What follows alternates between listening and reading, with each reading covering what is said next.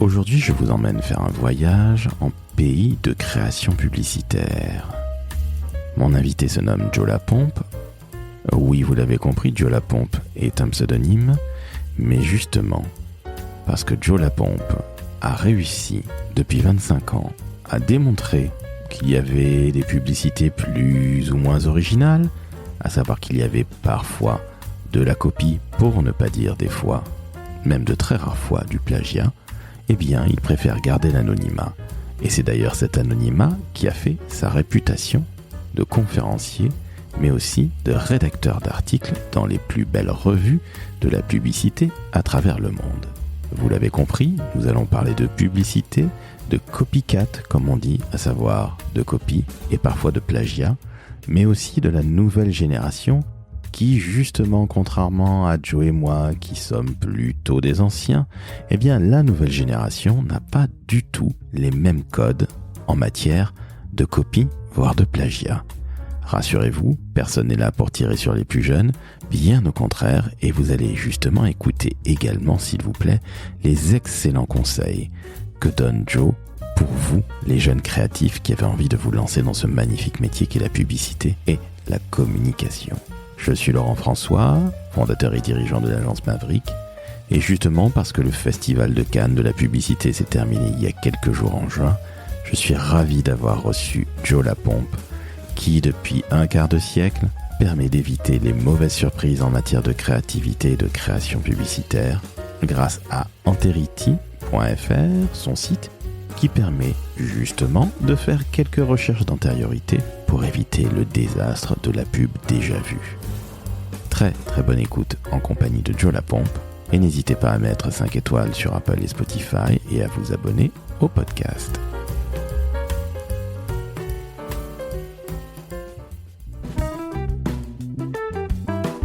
Le décodeur de la communication, un podcast de l'agence Maverick. Salut Joe. Salut. Comment ça va ? Bien. Alors merci à toi de m'accueillir non pas chez toi ni chez Maverick, mais tout simplement chez Les Communicants, l'Association nationale des communicants, qu'on va remercier. Ils nous accueillent, ils sont sympathiques ces gens-là. Très, très superbe endroit. Si les gens pouvaient voir, ils seraient ébahis. Je pense qu'ils seraient absolument ébahis. C'est vrai qu'il y a des moulures, qu'on est dans l'Haussmannien, c'est magnifique. Oui. Cher Joe, je vais te demander de te présenter, s'il te plaît. Ceux qui ne connaissent pas Joe Lapompe ne savent pas qui c'est. Peut-être que les moins jeunes ne connaissent pas, mais allez, présente-toi, explique-nous tout ça, parce que qui tu es, évidemment, d'où tu viens, sans évidemment donner ton nom, parce que vous avez compris que Joe Lapompe, c'est pas un prénom de rappeur ni d'acteur porno, c'est juste un homme qui fait des choses absolument magnifiques. Tu vas nous expliquer tout ça. On va parler de plagiat, on va parler de qualité de communication et surtout de création, puisque tu es un créatif à la base. Bref, je me tais, je te laisse te présenter. Alors, je m'appelle Joe Lapompe, c'est un pseudonyme évidemment, comme vous l'aurez compris. Au départ, j'étais créatif en agence de publicité. J'ai travaillé comme concepteur-rédacteur dans plusieurs grosses agences françaises pendant une 15-20 d'années à peu près. Et j'ai créé ce blog de Joe Lapompe. Donc, Joe Lapompe, c'est Joe Lapompe, le nom, c'est une expression. En fait, à chaque fois qu'on parlait de plagiat en agence, on disait « Ah, toi, t'es un gros pompeur ». Donc voilà, j'ai choisi ce petit pseudo amusant parce que je ne voulais pas dire qui j'étais, puisque c'est un blog qui parle de plagiat, de contrefaçon, de copie, qui sont autant de sujets polémiques, on va dire, en agence, dont personne n'a envie d'entendre parler. C'est quelque chose qui met les gens très mal à l'aise, et en même temps, c'est un sujet qui est central dans nos métiers de création, qui revient très souvent sur le tapis, auquel j'ai été très souvent confronté. Et voilà, j'ai voulu créer un endroit qui épingle, dénonce, montre à tout le monde des campagnes dont on aurait pu penser qu'elles étaient originales, qui ont été vendues assez cher comme étant créatives et qui en fait s'avèrent être déjà vues, qui sont des idées qui ont été repiquées consciemment ou non, c'est-à-dire voilà, j'expose des plagiats qui sont volontaires ou involontaires, et je fais ça depuis une vingtaine, un peu plus de presque 25 ans aujourd'hui. C'est exactement au moment où j'ai commencé chez Publicis, et c'est là que je t'ai connu, parce que je me suis dit, il y a enfin quelqu'un qui regarde les plagiats, ceux qui justement copient, les fameux copycats comme on dit en anglais. Une première question qui me vient à l'esprit, tu disais que parfois c'est plagiat, c'est télescopage, la copie, l'original. Tu mets à chaque fois sur ton site joelapompe.net, si je dis pas de bêtises. Oui. allez voir, parce que ça vaut vraiment la peine. Et en plus, vous pouvez voter pour voir s'il y a des copycats ou s'il y a de l'original. Mais justement, ces télescopages, selon toi, est-ce que c'est quelque chose qui est fait sciemment ? Quelle est la proportion de choses faites sciemment ou tout simplement de coïncidences à travers le monde? Parce qu'il n'y a pas un pays ou une agence ou un créatif qui a le monopole des bonnes idées.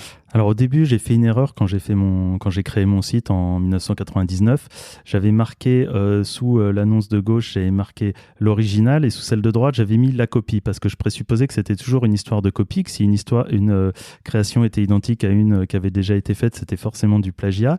Et petit à petit, j'ai évolué. Je me suis rendu compte que c'était un peu hâtif comme jugement de ma part et que le problème était plus vaste que ça et qu'il y avait aussi du hasard et qu'il y avait aussi du plagiat involontaire. Donc aujourd'hui, si vous regardez bien, j'ai marqué l'original point d'interrogation parce que finalement, je suis même pas certain que l'original est vraiment l'original et moins original parce que ce qui est sûr, en tout cas, c'est un peu plus vrai, c'est un peu plus subtil aussi, c'est un petit peu ironique, et ben c'est que le deuxième est moins original que le premier. Ensuite, comme tu l'as dit, je laisse l'internaute libre de décider si c'est une copie ou si c'est une coïncidence. Voilà, je veux pas surtout me présenter comme un juge, je préfère être un documentaliste, un photographe d'un phénomène. Je suis comme un lanceur d'alerte, mais en aucun cas, j'aimerais être perçu comme un juge. C'est tout à ton honneur parce qu'au départ, on a toujours cette envie de dire « Regarde comme ils ont copié ». Alors, il y a des fois où c'est vraiment très criant, très criard, même abominable. Confère Monoprix ou Grand Frais, pardon, qui a été copié par un pays des Émirats Arabes Unis. Je ne sais plus ce que c'est. Rappelle-moi les marques, s'il te plaît. Alors, c'est Monoprix aux Émirats Arabes Unis qui a copié une campagne Monoprix... Grand Frais. Grand Frais, voilà, j'arrive même pas à te le... Mais en fait, c'était tellement flagrant que là, dans des cas de figure comme ça, effectivement, il y a assez peu de place au doute. Hein. Plus il y a d'éléments communs entre deux campagnes, si c'est exactement la même histoire, surtout dans le cas de film, en fait, si c'est le même scénario, la même histoire, le même découpage, les mêmes valeurs de plan, les mêmes dialogues, bon, bah, il y a un moment donné, effectivement, il y a quasiment aucune chance que ce soit une coïncidence. Mais bon, tout peut arriver, mais bon, voilà. Dans ce cas-là, c'est très clair, très net et très précis. On mettra d'ailleurs dans la métadescription les deux vidéos que vous compreniez bien que les spots, il y a vraiment une copie identique. C'est une histoire de potes qui vont faire leurs courses. J'en dis pas plus, vous verrez. Et à vous de dire si c'est une copie ou si c'est une copie. Donc, justement, les télescopages, selon toi, qui n'est pas juge, et je trouve que c'est très très bien ce que tu nous dis là à l'instant même, parce que tu n'es pas celui qui par je ne sais quel droit divin va dire c'est une copie et qui va juger et qui va... Mais surtout je me permets de te couper, mais c'est hyper important parce qu'en France, on me dit souvent, mais qui es-tu toi pour juger en fait, puisque je suis anonyme, et on va se dire, si ce gars est quelqu'un de très connu avec une grosse expérience, il a peut-être plus le droit de donner son avis que quelqu'un d'autre. Et moi, tout ça m'intéresse pas. Et en plus, je ne juge pas. Donc c'est pour ça qu'il y a vraiment cet anonymat et cette distance de ma part. Mais je trouve ça très très bien. Alors c'est vrai que c'est très français. Pourquoi tu fais ci, pourquoi tu fais ça? Puis après, on va parler de ton aspect physique également. Alors heureusement, ce n'est pas filmé aujourd'hui, mais sinon tu aurais mis une cagoule. Alors ça n'a rien à voir avec les terroristes ou avec quelques trucs bizarres comme ça, c'est tout simplement pour garder un anonymat, et puis c'est plus facile pour parler qu'avoir un masque de Daft Punk, on est bien d'accord. Au départ, mon site, quand j'ai commencé en 99, je me cachais même pas en fait, pour tout dire. Et très rapidement, il y avait juste pas mon nom sur le site, et c'était un site, pas un blog. Et très rapidement, comme j'ai reçu beaucoup de mails, de messages de menaces, d'intimidation, on s'est dit mais qui t'es-toi, espèce d'enfoiré, pour épingler des trucs comme ça. C'était vraiment ce site, c'était quelque chose qui n'existait pas encore sur Internet, donc ça remuait beaucoup les gens. Du coup, je me suis dit, si je veux continuer à faire ça de manière sereine, de manière libre, il vaut mieux que je reste anonyme. C'est là que j'ai décidé de rester anonyme ensuite. Tant que je le faisais derrière mon ordinateur, il n'y avait même pas de déguisement. Et puis, j'ai publié un premier livre en 2008 qui m'a permis de rencontrer des gens, d'aller rencontrer des élèves, des lecteurs, différents publics qui sont intéressés à ce sujet. Et là, c'est posé la question du déguisement, fatalement. Si je suis anonyme et que j'interviens devant des gens, comment est-ce que je peux me présenter, en fait? Et est venue cette cagoule parce que c'était l'accessoire qui me permettait de me masquer le mieux tout en continuant à parler avec des gens en fait, parce que Daft Punk par exemple, ils ont des masques qui sont très beaux, beaucoup plus stylés que mon truc, mais par contre eux ils dansent, mais bon ils chantent, mais ils n'ont pas à parler pendant 1h30 devant des gens. Et voilà, moi j'ai trouvé ça qui était plus commode et qui était le plus discret aussi, parce que si j'avais mis un masque de Mickey ou n'importe quoi d'autre, chaque masque, chaque déguisement raconte une histoire, et là donc il y avait effectivement cette histoire. Il y a une petite histoire, c'est vrai que ça fait un peu penser à des activistes corses ou des choses comme ça, mais voilà, il y a un petit côté activiste, mais qui est un peu atténué par mon t-shirt, que je mets toujours un t-shirt d'une couleur très vive, avec le petit logo recyclage dessus, pour faire un clin d'œil à cette idée de recyclage de concept et de créativité. C'est assez surprenant que des gens aient osé te menacer. Je suis absolument halluciné. C'était au début, combien de temps ça a duré, ces menaces ?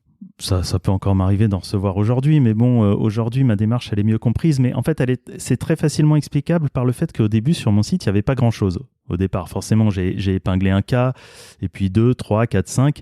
Et les gens qui les ont vus se sont sentis visés personnellement. En fait, ils ont cru que c'était une attaque personnelle. Donc du coup, ça les a beaucoup remués. Ils se sont dit, ils ont l'impression que c'était une vengeance. Ils ont cru que j'étais un créatif aigri qui avait envie de régler des comptes, alors qu'en fait, il n'en est rien. Donc aujourd'hui, on voit bien sur mon site qu'il y en a pour toutes les agences, tous les pays, tous les créatifs, que je vise personne en particulier.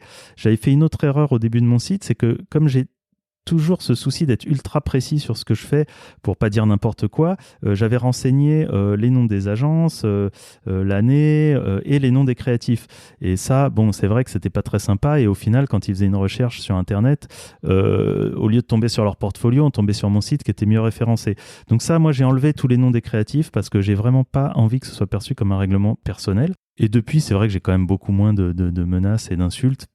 Et on voit que je m'acharne sur personne et sur aucune agence en particulier.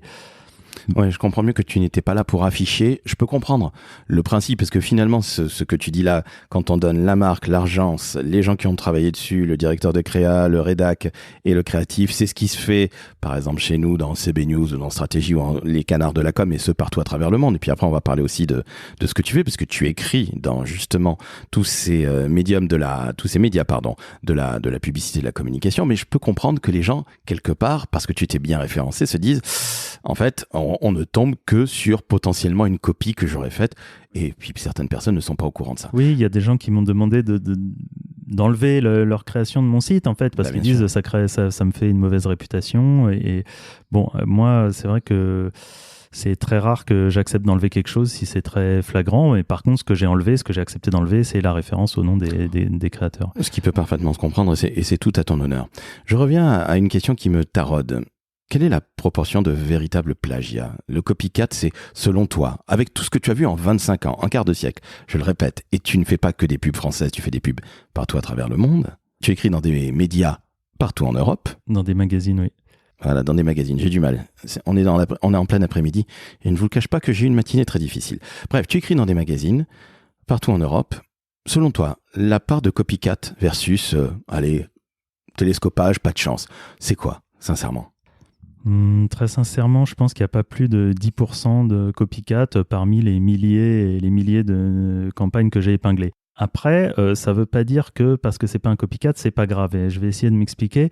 C'est-à-dire que du plagiat volontaire, voilà, il y en a très peu, mais il y a énormément de plagiat involontaire. Mais c'est quand même assez grave de la part de professionnels de jamais vérifier si leur idée a déjà été faite. Beaucoup de créatifs se pensent tellement géniaux que quand ils pondent une idée et qu'elle vient de leur esprit formidable, ils pensent même pas que quelqu'un a pu avoir la même avant eux, quelque part ailleurs. Voilà, donc ça, c'est aussi quelque chose que je dénonce, et pour moi, je trouve que c'est quand même assez grave. Quand un architecte, il va faire un monument, il va quand même vérifier qu'il n'y a pas exactement le même monument ailleurs dans le monde. Alors pourquoi un publicitaire s'exonérerait d'une telle vérification ? Il y a plein de raisons à ça, hein. Ça peut être la paresse, la flemme, le manque de temps, l'incompétence, mais voilà. Mais tout simplement, où savoir ce qui a été fait, où essayer d'aller voir, y a-t-il les archives de la publicité mondiale ? Alors c'est vrai que ça, c'est aussi pas forcément aussi facile qu'il n'y paraît. Quand j'ai commencé il y a une vingtaine d'années, vérifier si une idée avait déjà été faite, c'était quasi impossible. Il fallait aller regarder dans des livres, il fallait déjà en posséder, c'était assez cher, ils n'étaient pas tous disponibles. Si on voulait regarder si une idée avait été faite, je vais dire aux États-Unis, il fallait avoir des bouquins de club des directeurs artistiques américains qui étaient assez difficiles à se procurer parce qu'il n'y avait pas encore Amazon. Il fallait aller dans des librairies anglophones, les commander, voire aller aux États-Unis et les ramener. Donc c'était quasiment impossible. Et donc là, j'avoue que effectivement, souvent, on pouvait pas savoir. Par contre, aussi, j'ai vu beaucoup de créatifs qui allaient en voyage aux États-Unis, qui se ramenaient des bouquins et qui ensuite copiaient. Et ça passait ni vu ni connu, puisque en France, personne connaissait ces trucs-là. Mais aujourd'hui, effectivement, toutes les publicités qui sont faites aux quatre coins du monde, elles se retrouvent en ligne, elles sont accessibles, et donc elles sont un peu au bout des doigts. Maintenant, il n'y a plus besoin de sortir de son bureau, sur son téléphone, sur son ordinateur, on peut avoir accès à tout ce qui a été fait partout dans le monde. Mais c'est vrai que la difficulté, du coup, c'est que comme il y en a des milliers, voire des centaines de milliers, des millions, voire des milliards de publicités, ça devient très difficile de s'y retrouver. C'est comme chercher une aiguille dans une meule de foin. Il faut être super organisé. Moi, par exemple, je fais beaucoup de veille. Ça fait 20 ans que je regarde tout ce qui sort tous les jours, tous les matins. Je me mets sur mon ordinateur, je regarde qu'est-ce qui a été fait en France, à l'étranger, qu'est-ce qui est le plus créatif.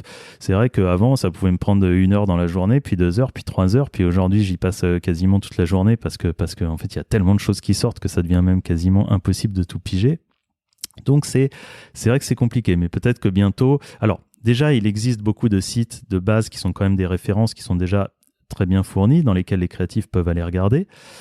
Il y a des sites payants, il y a des sites gratuits, il existe une large variété de choix.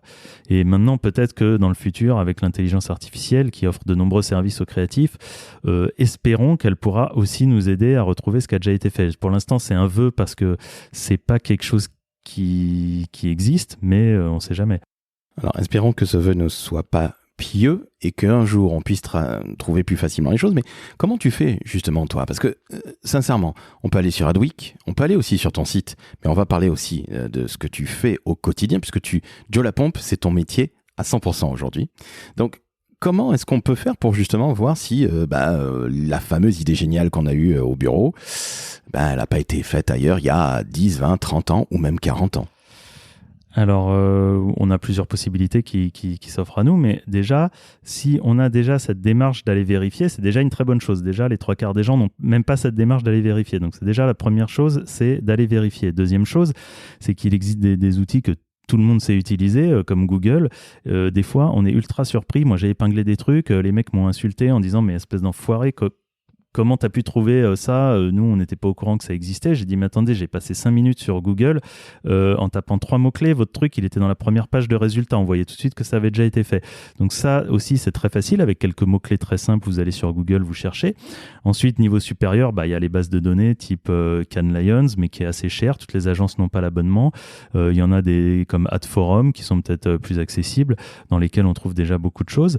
Et ensuite, ils peuvent aussi faire appel à moi. J'ai monté un service de recherche d'antériorité récemment qui s'appelle Anterity. Vous pouvez aller sur le site Anterity, A-N-T-E-R-I-T-Y,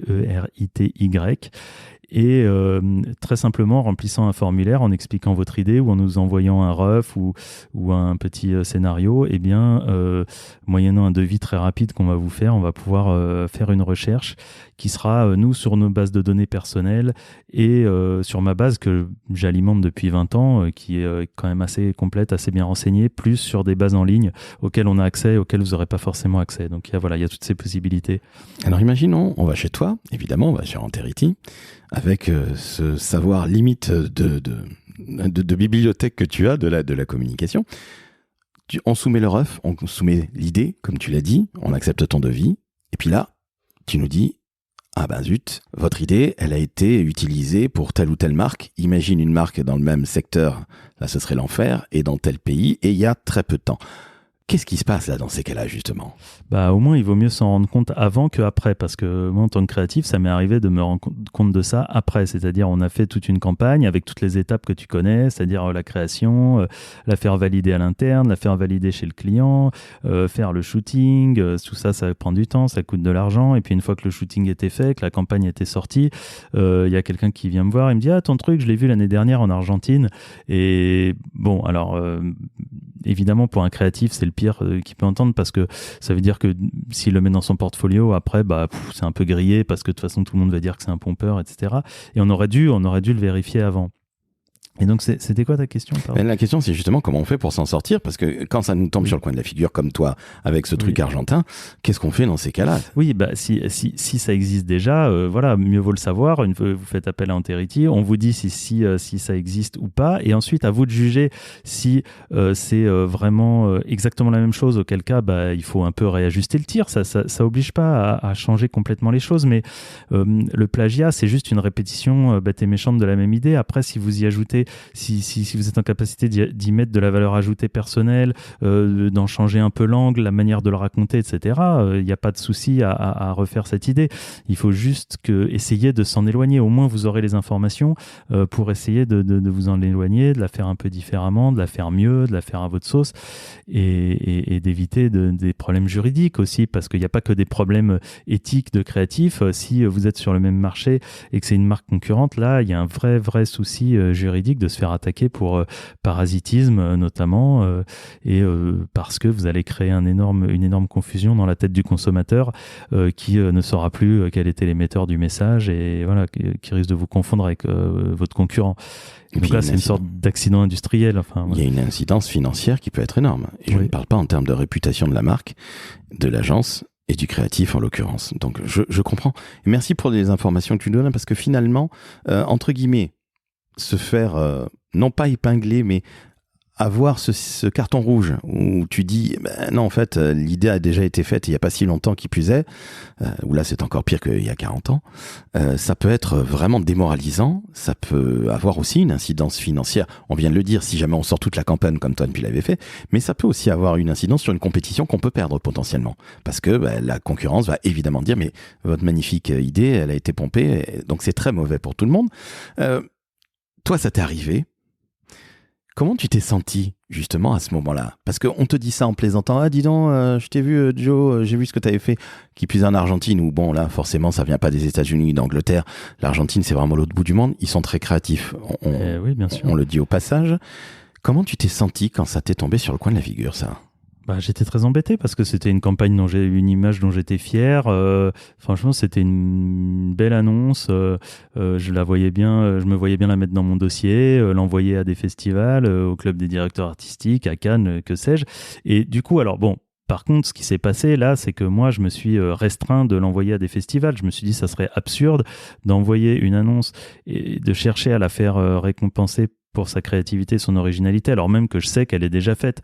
Donc je me suis abstenu de le faire, mais beaucoup de gens ne s'abstiennent pas de faire ça. Et c'est surtout ça que je dénonce. Et d'ailleurs, j'en profite pour préciser que sur mon site, j'essaye de m'attaquer à des publicités qui sont justement envoyé à des festivals en vue de se faire récompenser. Si je m'attaquais à, on va dire, à une pub de lessive ou n'importe quelle pub qu'on voit dans le métro qui de toute façon ne sont pas originales, on va dire je vais perdre mon temps parce que elles n'ont même pas l'ambition d'être originales, elles n'ont pas été présentées comme telles, c'est pas leur but, c'est pas l'objectif, c'est pas l'ambition. Moi, j'essaye de m'attaquer à des pubs voilà, qui se présentent comme ultra créatives et qui cherchent à décrocher des awards avec ça, quoi. Alors justement, qu'est-ce que tu penses des ghosts? Alors, qu'on explique, je ne suis pas certain qu'on en fasse beaucoup aujourd'hui, ça date peut-être plus de notre génération à toi et moi. Les ghosts, c'était des agences qui envoyaient des fausses campagnes, qui étaient soi-disant ultra créatives. J'en ai une en tête qui était faite pour la PlayStation. Vous aviez un gamin qu'on avait appelé le vétéran, c'était un peu gris et le gamin avait un peu le thousand yard stare, comme on dit en Angleterre ou aux États-Unis, c'est-à-dire les yeux dans le vague, tellement il avait joué et ça avait eu un prix. Et j'avais trouvé ça abominable parce que le principe du ghost, donc une fausse pub que vous envoyez pour avoir justement un prix à Cannes ou ailleurs et puis pour pouvoir vous la péter, pardon. Qu'est-ce que tu penses de ça? C'est un vieux débat, hein. C'est vrai que, comme tu dis, c'est pas nouveau et ça a toujours existé et ça prend d'autres formes aujourd'hui, mais ça existe toujours. Et aujourd'hui, par exemple, avec l'aide des intelligences artificielles génératives, les créatifs peuvent produire des publicités qui ont l'apparence de quelque chose qui est très finalisé, ce qui n'était pas le cas à l'époque. C'était assez difficile de faire quelque chose dont on donne l'illusion qu'il a existé, qu'il est sorti, etc. Aujourd'hui, avec un prompt bien ficelé, en une demi-heure, vous êtes capable de faire une annonce où plus personne n'est capable de dire si c'est un vrai truc ou si c'est un faux truc. Et donc, je pense que ça va poser de nouveaux problèmes aussi. Et ça permet de faire énormément de fausses pubs aujourd'hui, ce qui peut être un bon exercice intellectuel ou créatif. Mais après, oui, il risque d'y avoir pas mal de faussaires et de problèmes. Mais excuse-moi, quel est l'intérêt de faire des ghosts? Sincèrement, hein, à part l'exercice intellectuel que je peux parfaitement respecter, mais je ne vois absolument pas l'intérêt de faire une fausse pub puisque notre métier dans la communication ne marche qu'au travers d'un cadre que nous met un client, parfois très pénible, parfois mauvais, tellement certains briefs sont vraiment à tomber par terre. Justement, c'est qu'il y a tellement de contraintes aujourd'hui qui pèsent sur le créatif, que ce soit des contraintes juridiques, des choses qu'il n'a plus le droit de dire, des choses qu'on ne veut plus entendre, qui sont tabous, qui risquent de blesser des gens. Enfin, il y a tellement de choses, c'est tellement difficile que des fois, ils ont envie de faire un truc complètement libre et sans contrainte. Et voilà, je comprends, mais ça n'a aucun intérêt à mes yeux. Mon point de vue est très simple. C'est justement cette difficulté, ce précaré dans lequel on nous met, et parfois c'est très difficile, oui, j'en conviens. Mais c'est justement ça l'intérêt du métier. Sinon, tu es un artiste, tu t'amuses sur Midjourney, tu t'amuses à faire des trucs incroyables, oh là, ça a l'air hyper vrai, c'est super réaliste, mais globalement, t'es pas un créatif parce que tu n'as pas travaillé sous contrainte. Je trouve qu'on perd totalement de l'intérêt, à part se faire plaisir et dire regarde, j'ai eu un Cannes avec un ghost. Mais ça, c'est le problème de tout ce système des awards dans la publicité. Il y a de plus en plus de grands prix, de médailles, de récompenses, de trucs comme ça. Et les créatifs courent désespérément après ça, puisque pour eux, c'est un peu le seul moyen de briller, c'est le seul moyen de se faire augmenter, c'est le seul moyen de se faire débaucher par une autre agence. Donc du coup, ils courent. C'est un espèce de concours sous stéroïdes où tout le monde est obligé de se piquer pour passer devant l'autre parce que voilà, le but c'est quand même de se faire remarquer, d'arriver premier, etc. Donc ils sont un peu prêts à tout. Ils sont prêts à tricher, ils sont prêts à copier, ils sont prêts à faire des fausses pubs et ainsi de suite, quoi. C'est tout le système qui pousse à ça un peu. Je trouve ça aberrant. Je trouve ça même totalement pitoyable, hein, parce que, encore une fois, je peux comprendre qu'on a envie de gloire et fortune. Ça se respecte au plus haut point. Mais dans ces cas-là, t'es pas créatif en agence de communication puisque nous travaillons pour des marques, je le rappelle. C'est quand même assez basique. Et ce côté un peu star de la pub, alors qu'on a pu connaître peut-être à ton époque et à la mienne à la fin des années 90, au début des années 2000, alors après tout on n'est pas si vieux, merde. Mais trêve de plaisanterie, quel est encore une fois l'intérêt? Tu l'as expliqué, je le respecte au plus haut point, mais est-ce que finalement, c'est pas aussi mauvais, non seulement pour les marques, mais aussi pour les agences d'avoir des gens comme ça qui ne regardent que leur petit nombril? Il y a beaucoup de choses qui font une mauvaise pub à la pub, hein, c'est sûr, comme tu le dis, mais le sujet qui m'intéresse et qui est la pompe est aussi quelque chose qui fait de la mauvaise pub à la pub et on m'en fait souvent le reproche d'ailleurs. On dit tu fais parler de la publicité mais sous un mauvais angle forcément puisque mon site étant connu, il fait parler de lui et ça remue un sujet dont les gens n'ont pas envie d'entendre parler et la publicité est déjà pas mal attaquée aujourd'hui. C'est vrai qu'il faut quand même on en est conscient puisqu'elle elle est intrusive, elle est invasive et elle est répétitive et elle est abrutissante et tout ce qu'on veut. Et donc, si en plus de ça, on dit mais en plus elle est pompée et en plus, voilà, c'est sûr que ça, c'est un métier qui devient difficile, qui est moins attrayant que ce qu'il était quand nous on a commencé, où c'était vraiment quelque chose de fun, où il y avait plus d'humour, d'impertinence, de choses qui étaient permises. Aujourd'hui, ça s'est beaucoup complexifié, ça s'est beaucoup... Alors justement, je te coupe la parole un instant volontairement, parce que j'allais venir à ça. Tu le disais, il y a quelques années, quand nous avons commencé, toi et moi, c'était un métier qui était beaucoup plus attractif, beaucoup plus attrayant. Aujourd'hui, les jeunes n'ont pas nécessairement envie de faire ce job. Comment tu expliques que justement, la publicité soit moins créative, de fait moins attractive? Comment ça s'explique selon toi? Je sais pas, là tu me poses une colle, il y a tellement de facteurs qui rentrent en jeu et il y a tellement de raisons.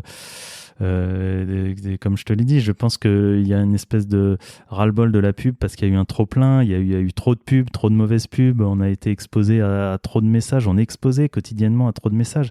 Aujourd'hui, avant, à notre époque, la pub, elle était sur les affiches, à la télé, à la radio, c'était déjà pas mal, c'était déjà beaucoup, mais au moins on aimait ça. Moi, j'attendais avec impatience la publicité à la télé, c'était quelque chose dont on parlait à la cour de récré, j'ai adoré regarder Culture Pub à la télé, on attendait ça avec impatience, c'était du spectacle. Aujourd'hui, on est noyé sous les mauvaises pubs, il y en a tellement, on est harcelé sur notre téléphone avec les pubs ciblées, les pubs personnalisées, les pushs, les annonces, enfin bref, on a du mal à distinguer ce qui est une vraie pub, une fausse pub, une bonne pub. Donc voilà, je pense qu'il y a tout ça qui fait que ça crée un peu une espèce de désaffection chez les jeunes. Alors je suis d'accord avec toi qu'on est bombardé de pubs, souvent des pubs qui sont pas très excitantes, et je suis d'accord avec toi, alors les jeunes de moins de 20 ans ne peuvent pas connaître, mais quand on avait le tunnel de pub qu'il y avait juste avant le film à la télé, moi j'étais ravi aussi de voir ce qu'il y avait en début et en fin de tunnel, puisque c'était les pubs les plus créatives en général qui étaient mises. Ou quand tu vas aux États-Unis, à chaque fois que tu as le truc de football américain, le Super Bowl, le fameux Super Bowl, qui est aussi là une très très belle publicité pour la publicité, parce que là ce ne sont que des pubs créatives. Mais je reviens à ce côté, on va dire navrant, pour ne pas dire médiocre dans le meilleur des cas. Est-ce que ça ne serait pas aussi parce que les annonceurs ont de plus en plus peur, on ne peut plus rien dire, ça fait un peu boomer de dire ça, mais on n'est pas loin de cette vérité-là, ou est-ce que finalement en agence, on n'a pas tendance aussi à beaucoup se réfréner parce que notre métier est de plus en plus juridique, parce qu'on a peur de perdre le client, ce qui a toujours été le cas. Mais finalement, est-ce qu'on ne devient pas tout simplement un métier très corporate comme les autres en agence de pub ? Ouais, c'est un métier qui est aussi devenu effectivement de plus en plus sérieux. C'était quelque chose qui se faisait de manière presque artisanale. Il y avait beaucoup de. Alors, ça a eu une image très mauvaise. Ça a été moqué par les inconnus à l'époque, par plein d'humoristes qui se moquaient des publicitaires qui avaient la réputation d'avoir les pieds sur le bureau, d'arriver à midi, etc. Alors, c'est vrai que petit à petit, ça s'est énormément professionnalisé, c'est devenu de plus en plus sérieux. Et puis aujourd'hui, ça s'est aussi pas mal précarisé, les salaires ont baissé, et on fait beaucoup appel aux freelance, ça s'est quasiment même ubérisé. Et donc forcément, pour les jeunes, c'est beaucoup moins attractif, quoi. Ça crée un ensemble de choses qui font que c'est devenu un peu un métier comme les autres. Et là où avant on faisait il y avait aussi cette carotte de faire des tournages, d'aller faire des shootings, etc.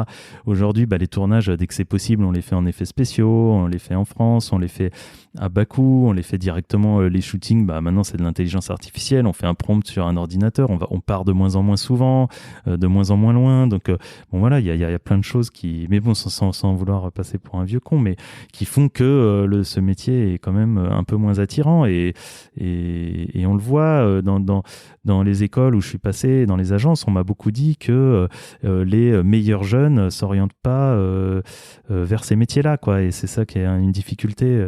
Alors ils vont vers quoi maintenant ? Je ne sais pas, mais en tout cas, ils vont moins vers la pub. Ils sont plus attirés, je pense, par des métiers du digital, par des métiers vers l'écologie, des métiers... mais en tout cas, les métiers créatifs, classiques, dans la publicité, sont moins bien vus, moins attractifs, et c'est une réalité, quoi.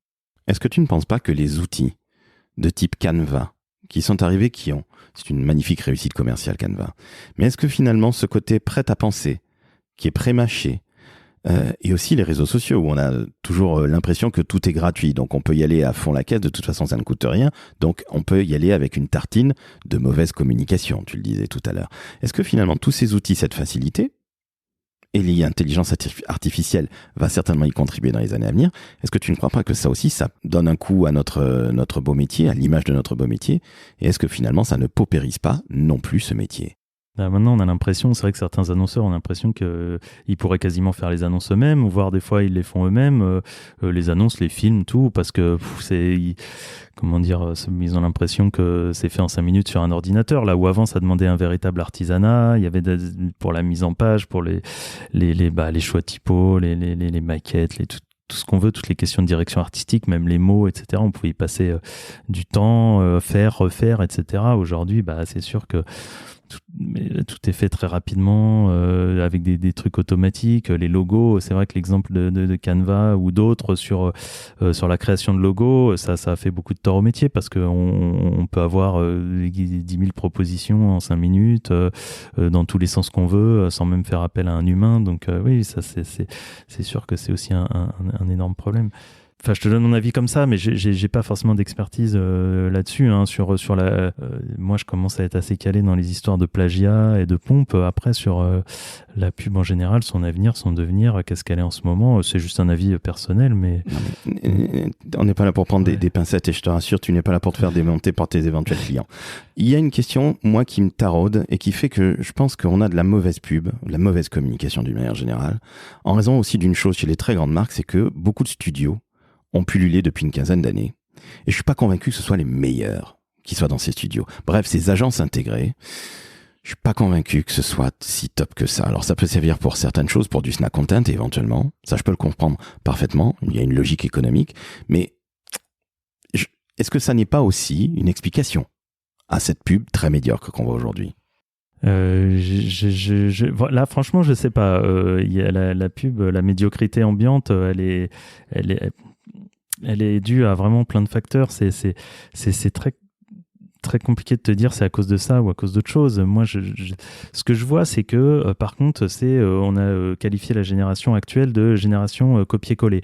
Et je vais t'expliquer ce que je veux dire par là. C'est-à-dire que eux, c'est pas un problème pour eux de faire du mash-up, de reprendre des trucs sur Internet. Ils ont l'impression que c'est de la création, alors qu'en réalité, c'en est pas. C'est pas original. Il s'agit pas juste de trouver un truc sur Internet et pouf, de coller un logo dessus. Il y a beaucoup de choses qui sont faites comme ça qu'on voit, qui sont juste des choses récupérées, remâchées, remises, remixées, et ils ont l'impression que c'est quelque chose d'artistique, de créatif, que c'est une démarche, c'est pas assez réfléchi. Enfin, voilà, je sais pas si tu vois ce que je veux dire. À notre époque, on se serait pas permis, enfin en tout cas il y a quelques années, de reprendre des choses telles quelles, ou alors c'était vraiment tabou de le faire et c'était pas souhaitable. Et moi, en agence, on m'a toujours dit l'originalité était vraiment quelque chose qu'on avait à cœur d'atteindre, même si c'est pas facile. C'est la prime au succès, quelque part. L'originalité, c'est ce qui fait que tu as une réputation ou pas. En tout cas, c'est un Graal, c'est quelque chose qui n'est pas toujours atteignable, et c'est quelque chose que les annonceurs ou les agences visent pas toujours d'ailleurs, hein, parce que il faut avoir une certaine ambition pour être créatif, il faut avoir une certaine volonté, il faut s'en donner les moyens, et des fois, c'est juste un peu la cerise sur le gâteau. C'est tant mieux si on est original, si vous êtes original, ou j'ai déjà entendu dire ça, si ça vous amuse, vous les créatifs, de faire un truc original, très bien, mais nous, ce qu'on veut, c'est un truc efficace, c'est un truc qui bastonne, c'est un truc qui se retient, c'est un truc qui soit bien dans la strate, etc. quoi. Et moi, j'ai tendance à penser que si c'est original, c'est pas juste une cerise sur le gâteau, c'est la chose qui va permettre de se distinguer des concurrents, c'est la chose qui va permettre de rester dans la tête des gens. Merci à toi de rappeler ce fondamental de notre métier de la communication et de la publicité en particulier. Le job d'une agence, c'est de faire en sorte que son client ne ressemble pas à son copain d'en face, son concurrent d'en face ou d'à côté. Donc, c'est quand même bien de sortir un petit peu du lot et de pas faire la même com à peu de choses près que celui d'en face ou d'à côté. C'est bien de le rappeler. Je te remercie de ça, et je me pose une question. Je reviens aux jeunes qui potentiellement peuvent, avec cette génération éventuellement copier-coller, se dire non, je l'ai pris sur Internet et j'en fais ma propre sauce. Est-ce que tu ne penses pas que notre métier a besoin, à un moment ou à un autre, d'un code de déontologie ? Oui, peut-être, mais qui l'écrirait, comment Là, tu vois, on est chez les communicants. Ouais. Justement, les associations de professionnels de la com, que ce soit la ACC ou les communicants, ou il y en a plein d'autres, je pense qu'à un moment, il va falloir qu'on se pose un peu tous autour de la table, agences, annonceurs, freelance également, et les écoles. Parce que, à la limite, quelqu'un qui fait ça sur son ordinateur et qui n'est pas du tout créatif et qui n'a pas l'intention de devenir créatif, ou qui n'est pas en école, je peux comprendre qu'il fasse ce genre de choses-là. Mais quand tu es en école, quand tu es à l'ISCOM, quand tu es au CELSA, ces magnifiques écoles, et on en a besoin, ou les FAP encore. Tu vois, j'en ai cité 3 comme ça, personne ne sera énervé. Mais est-ce qu'elles aussi n'ont pas un rôle à jouer fondamental dans ce potentiel, code de déontologie, ou expliquer qu'il ne faut pas pomper, tout simplement ? En tout cas, moi, j'essaye au maximum d'aller dans des écoles, de faire des conférences. Je suis intervenu déjà dans une bonne 50aine d'établissements en France et à l'étranger. Et à chaque fois, je prends mon bâton de pèlerin, je vais et j'explique aux jeunes la nécessité, l'utilité, l'urgence d'être créatif, d'essayer d'être original, de pas copier sur son voisin. Quelque chose que pourtant ils ont appris à l'école, hein, quelque chose qu'on leur a rabâché au lycée, au collège, ne copie pas sur ton voisin. Et ils ont tendance à l'oublier après quand ils entrent dans le domaine professionnel. Donc moi j'essaye de venir leur rappeler, j'essaye de faire ça d'une manière un peu ludique, avec des exemples, avec des images, sans essayer d'être trop pontifiant ou donneur de leçons et tout ça, quoi, mais de dire que c'est dans leur intérêt même de viser ça et d'y faire attention, quoi. Comment c'est pris justement ? Alors tu ne les sermonnes pas, hein, encore une fois on le redit, et je le répète pour celles et ceux qui prendraient le podcast en cours, tu n'es pas du tout là pour juger. Ça, j'insiste sur ce point-là. Mais comment ils prennent ça, nos jeunes, quand tu leur dis il faut pas copier sur le voisin ? Il y a quelques années, c'était quelque chose qui était assez grave, ils comprenaient bien et tout, et plus ça va, plus on me dit oui, où est le problème, après tout, est-ce que c'est si grave ? Enfin voilà, il y a vraiment un questionnement comme ça. J'ai beaucoup des jeunes récemment qui me disent ouais, je vois pas trop où est le problème, si ça a été fait, de toute façon j'étais même pas né, alors qu'on s'en fiche. Enfin ils me disent si l'audience elle a jamais vu ce message, après tout, pourquoi pas le refaire en fait, peut se défendre d'une certaine manière, mais voilà, en tout cas c'est leur avis, parce que eux ils ont forcément ils ont une culture pub qui a 2-3 ans d'ancienneté max, ils connaissent pas les trucs qui ont été faits il y a 10 ans, 20 ans, et c'est normal, ils ont pas encore eu le temps de se faire leur culture pub, mais du coup ça les dérange pas tellement de les refaire, parce que ils ont l'impression que c'est nouveau dans le sens où personne l'a vu en fait. Et moi il faut que je leur explique que c'est pas nouveau juste parce que personne l'a vu, ça a déjà été fait, et ce qui est fait n'est plus à refaire, a priori. Moi, c'est comme ça que je fonctionne. Comment tu en es arrivé à la pub, à la rédaction, toi ? En regardant la pub à la télé, les affiches, en regardant Culture Pub, en étant c'est un milieu, c'est quelque chose qui m'a paru amusant, qui m'a paru justement très créatif, où il fallait avoir des idées, où c'était hyper important d'avoir des idées. C'est tout ça qui m'a attiré vers ce métier, quoi. C'est pas tellement le sérieux ou le comment dire, le côté scientifique ou qu'il y a aujourd'hui, ou même technique, c'est ça qui me rebute un peu. Moi, c'était vraiment plus quelque chose d'artistique comme ça, et ça m'intriguait beaucoup, ça m'amusait beaucoup d'essayer de trouver des trucs que personne n'avait trouvé avant, voilà, avec la difficulté que ça comporte. Mais j'aimais bien aussi le côté cadré de ce métier, quoi, le fait que ce soit pas justement artiste pur. On a quand même une feuille de route, on a quand même un cadre, et à ce titre-là, j'aime beaucoup l'affichage, parce qu'il y a vraiment un cadre physique, quoi, par exemple, et qui nous oblige à être créatifs dans un cadre donné. Et ça c'est quelque chose que j'aime bien, avec une contrainte ultra forte et en même temps une infinité de possibilités, puisque quand on me dit mais on a l'impression qu'aujourd'hui tout a été fait, je dis mais non, regardez, ça fait moi 20 ans que je vois des publicités, que je vois des trucs nouveaux tous les jours, je vois des trucs étonnants, il y en a sans cesse sur des sujets qui sont pourtant rebattus, où on pourrait avoir l'impression que tout a été fait, comme l'automobile, l'alimentation, tous les jours je vois des nouvelles campagnes, et je me dis merde, mais comment ils ont fait pour trouver cette idée, j'ai l'impression d'avoir jamais vu ça, je suis jaloux, je suis énervé, mais pourquoi j'y ai pas pensé, donc voilà, il faut quand même rester positif, tout a été fait, mais pas de toutes les manières. Il y a encore plein de manières étonnantes de faire les choses. En plus, là aujourd'hui, les jeunes, ils ont la chance d'avoir des nouveaux médias, des nouveaux supports que nous, on n'avait pas, qui sont moins utilisés, mais qui des fois recyclent allègrement des trucs d'anciens supports. Mais bon, voilà. C'est ainsi. Est-ce que c'est pas aussi ça le cycle de la vie ? Justement, toi qui connais bien les jeunes, quel conseil tu donnerais à un jeune ou à un moins jeune qui veut se lancer dans les métiers de la communication, de la publicité ? Outre le fait de ne pas copier, bien évidemment. Déjà, un moins jeune, je ne sais pas si je pourrais lui conseiller de faire ça, parce que c'est un métier où il y a un très grand jeunisme. Là, quelque chose où je suis très étonné, c'est que en plus de 20 ans d'agence, je n'ai jamais assisté à un pot de départ en retraite d'un créatif. Enfin, ça m'est arrivé une fois en fait dans une agence, et ça m'a marqué, parce que aucun créatif, rédacteur, directeur artistique n'atteint 65 ans en agence. Enfin, à moins de passer chef, directeur de création, patron d'agence, mais il y en a très peu qui suivent ce parcours. La plupart des autres, ils sautent à un moment donné. Et j'ai fait des conférences dans des agences récemment. J'ai été dans plusieurs agences. Et à chaque fois, j'ai fini par poser cette question, mais qui est le plus vieux dans l'assistance ? Et plusieurs fois, le plus vieux n'avait même pas 40 ans, en fait. J'avais 30 ou 40 personnes devant moi. Donc, c'est vraiment un métier où, il y a plein de raisons à ça, mais malheureusement, on vieillit pas. L'expérience est malheureusement pas bien valorisée. Normalement, l'expérience, ça devrait être gage de sagesse, de culture pub, etc. Et en France, on dit, il est vieux, il est ringard, il est has-been.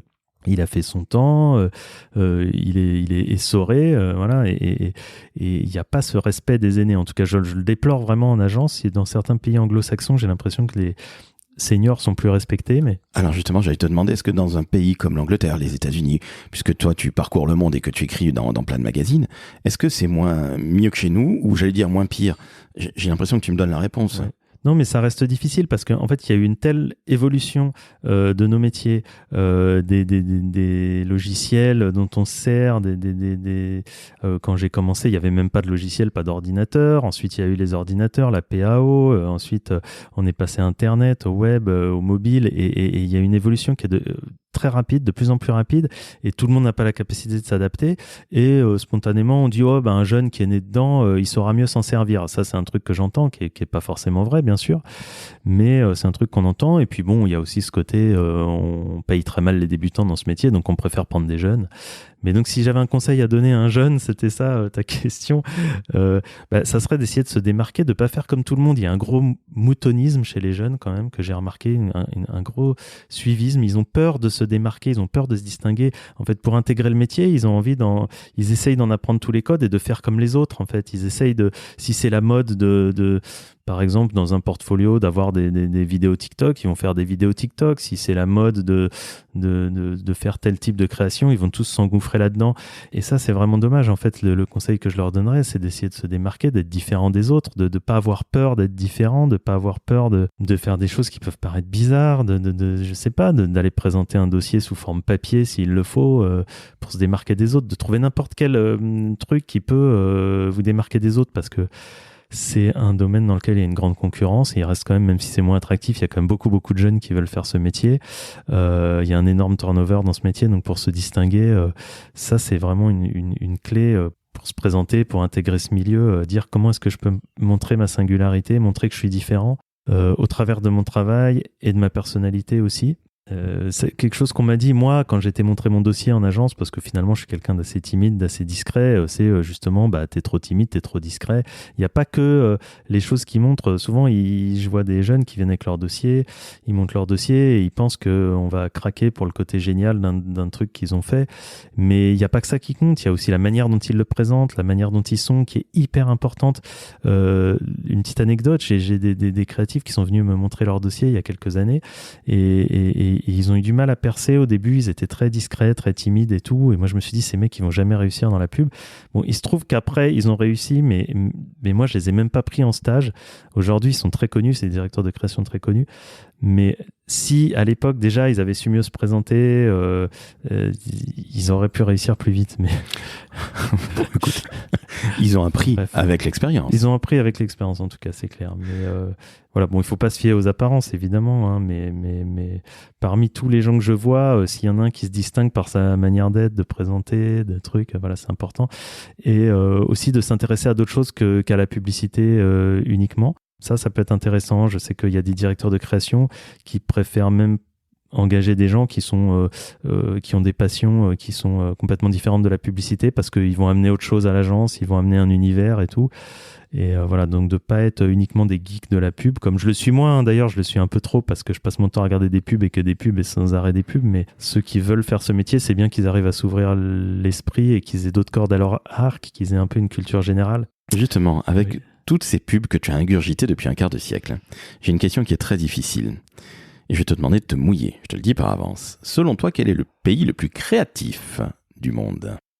C'est hyper dur de répondre. Ça dépend quoi, ça dépend dans quel domaine, quel truc. Moi, j'aime beaucoup la pub anglaise, par exemple. Je dirais depuis, parce que ça fait quand même très longtemps qu'ils font quand même des pubs de qualité avec toujours un peu d'ironie, de dérision, aussi un nonsense anglais, un côté un peu absurde. Enfin, ça, ils maîtrisent très bien. Et mieux que les Américains qui ont un côté peut-être plus bourrin, plus évident, plus grand spectacle et tout. Les Anglais, c'est plus fin, c'est plus subtil. Et moi, j'aime bien leur humour. Après, c'est la meilleure selon moi, quoi. C'est pas chacun en fonction de ce qu'il aime. Si on aime plus la pub à grand spectacle, on va préférer les trucs américains, les trucs thaïlandais, par exemple. La pub est complètement loufoque, foutraque. Il y a des exemples incroyables et tout. Si on aime ce genre de trucs, ça c'est voilà. Ce qui est bien, c'est qu'il y a des pattes créatives assez différentes. On est d'accord, et je me rappelle que dans les années 90, la pub qui venait de Norvège était réputée comme extrêmement créative. Il y avait plein de pubs très très drôles. Ouais. Et j'ai plus vu de Norvégien depuis un certain temps. Hein, je ne te le cache pas. Peut-être que tu en as vu, toi. Hein, Ouais, moins. Il y a eu une école nordique comme ça à un moment donné, effectivement. Et ouais. Bon. En tout cas, nos amis Brites, les Anglais, que j'adore parce que j'ai vécu à Londres. Forcément, je suis très heureux que tu me dises ça, mais en effet, ce ne sont que nos points de vue et je suis d'accord avec toi. Je pense que la pub anglaise est la plus créative parce qu'il y a quelque part ce côté british où on a de l'humour et on n'aurait jamais pu faire Happiness is a Cigar en France c'était Hamlet, c'est Hamlet, ça? Oui. Exactement. Bref, bon, vous irez voir, je mettrai peut-être si je suis bien luné, ces magnifiques pubs qui datent pas d'hier, il faut quand même bien le reconnaître, mais c'est absolument magnifique. Et évidemment, on évite de fumer. Ma dernière question. Pas des moindres non plus.